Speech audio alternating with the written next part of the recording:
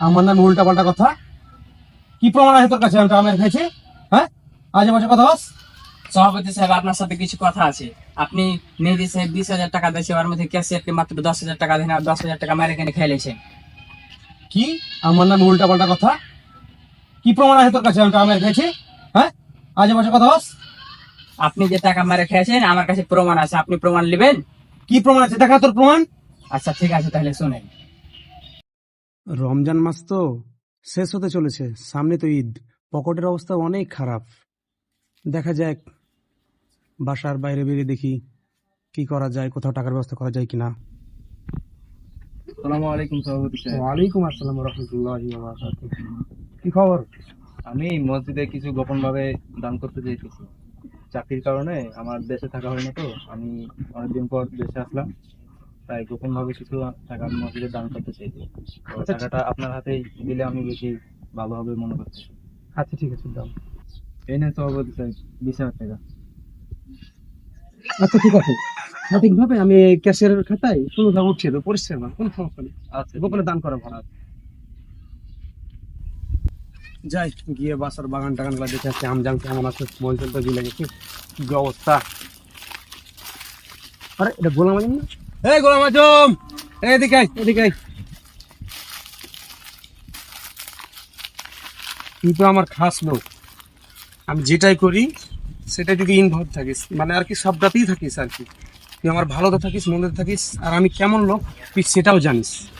বাইরের মানুষ সকলেই জানে আমি একটা ভালো মানুষ, কিন্তু আমি কেমন ভালো মানুষ সেটা তুই ভালো করে জানিস। তো বিষয় হলো, বুঝছিস, ঢাকা থেকে মেহেদী সাহেব আসছে, আসার পর আমাকে কিছু টাকা দান করেছে, আর কি 20,000 টাকা দান করেছে। তো বিষয় হলো 10,000 টাকা ক্যাশিয়ারের খাতায় লেখাবো, আর বাকি 10,000 টাকা আমি রেখে দেবো ভাবছি। সামনে ঈদ আছে তো, খরচাপাতির ব্যাপার আছে, পুরো খরচাপাতির ব্যাপার আছে। আর আমি যে কোনো কাজ করি না কেন, তোকে না জানিয়ে করি না, সকল বিষয় তোকে বলি আর কি, বিশ্বাস করেই বলি, বুঝছিস। যে বিশ্বাসের অবহেলা করিস না, বুঝছিস। সামনে তো ঈদ, তোর তো খরচাপাতির দরকার আছে। তো একটা কাজ কর, আমার কাছ থেকে 500 টাকা নে, ঈদে কিছু কেনাকাটা করিস, বুঝতে পারলি। আর এই বিষয়টা কিন্তু কাউকে বলবি না কিন্তু, বুঝছিস কি, কথাটা মাথায় রাখবি, ওকে? কেউ জানতে পারবে না, পৃথিবী উল্টে গেল, কেউ জানতে পারবে না। সভাপতি সাহেব 10,000 মাইরে আমাকে মোটি 500 টাকা দিয়ে, তা ফেরিদের মুখে 500 টাকা দিয়ে কি হবে? আমি এলে জীবনও মাইনে লিব না, থাম আমি হুজুরকে কহে দেবো। আসসালামু আলাইকুম হুজুর সাহেব। ওয়ালাইকুম সালাম গোলাম আজম সাহেব, কি খবর? আপনি কি জানেন আমাদের সভাপতি সাহেব 10,000 টাকা মেরে লেছে? কি তাই নাকি? কি কি আমি জানি না তো। মেহেদী সাহেব 20,000 টাকা মসজিদে দান করেছিল, জি, তার মধ্যে 10,000 টাকা আমাদের সভাপতি সাহেব মেরে লেছে। কি বলেন এসব? জি সত্য কথা। রোজার মাসে তার কুপর মধ্যে আমি দেখে থাকতে পারলাম না, তার জন্য আমি আপনাকে বললাম আপনি এই বিষয়টা দেখেন। আচ্ছা ঠিক আছে। আগে গোলাম আজম কি কাণ্ড করলো, আমার বিশ্বাসযোগ্য লোক হয়েও সে আজ আমার এই অবস্থায়, আমাকে এই অবস্থায় কাঠ করে দাঁড় করালো। ও থাম, তোর ব্যবস্থা নিচ্ছি। সভাপতি সাহেব, কিছু কথা শোনেন তাহলে আপনি এখন। আচ্ছা বলেন। বিষয় হলো, আপনি তো এরকম কাজ করলেন, কেউ জানে না, শুধু আমি জানি। তো বিষয় হলো যে এগুলা কাজ তো করা ভালো না, আর একটা মানুষের টাকা আত্মসাৎ করে খুবই বড় অন্যায়। আর আপনি ফের করছেন কি, জনগণের টাকা, মসজিদের টাকা আপনি মেরে খেয়েছেন মনে করেন, এটা খুবই বড় অন্যায়। তো সভাপতি সাহেব, আপনার এখনো সুযোগ আছে। আপনি যেহেতু কেউ জানে না, শুধু আমি জানি, তো আপনি যে 10,000 টাকা মেরে খেয়েছেন বা যে চিন্তা করছিলেন, আপনি ওই ক্যাশিয়ারকে অন্য কোনো নামে বলে দিবেন যে আরো 10,000 টাকা পেয়েছি, যে আপনি ক্যাশিয়ারকে 10,000 টাকা দিয়ে দিবেন।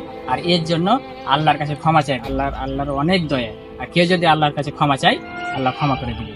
তো আশা করব আপনি আজ থেকে আল্লাহর পথে ফিরে আসবেন, সকল ভালো কাজের সাথে থাকবেন, ভালোর পক্ষে থাকবেন। আচ্ছা ঠিক আছে, বুঝি। প্রিয় ভাইরা, আজকের এই ভিডিও উদ্দেশ্য হচ্ছে, আমাদের বেশিরভাগ মসজিদে দেখা যায় যে কমিটি নিয়ে অনেক ভেজাল থাকে, অনেক ঝামেলা হয়, কমিটির যারা দায়িত্বে থাকে টাকা মেরে খেয়ে নেয়। তো আজকে আমি বলবো, মসজিদ হচ্ছে একটা গুরুত্বপূর্ণ জায়গা, আল্লাহর হচ্ছে পবিত্র একটা ঘর। তো এখানে যাদেরকেই বা যে কোনো জায়গায় যাদেরকে দায়িত্ব পাবে বা যাদেরকে দায়িত্ব দিবেন আপনারা, তাদের আপনারা লক্ষ্য করবেন, তারা যেন নামাজি হয়, তাদের মধ্যে যেন সততা থাকে। মোট কথা বিশ্বস্ততার একটা ব্যাপার থাকে, যে তাকে 10টা টাকা দিলে ওই টাকাটা সৎভাবে মসজিদের কাজে ব্যয় হবে। এরকম লোককে, নামাজি লোককে বা বিশ্বস্ত লোককে আপনারা মসজিদের কমিটিতে রাখবেন, ক্যাশিয়ার রাখবেন, সহসভাপতি রাখবেন, সভাপতি রাখবেন। তাহলে আমাদের প্রত্যেকটা মসজিদ সুষ্ঠুভাবে সম্পাদন হবে। মোট কথা, আপনারা সৎ, যোগ্য ও নামাজি ভাইকে সভাপতি নির্বাচন করবেন। আসসালামু আলাইকুম।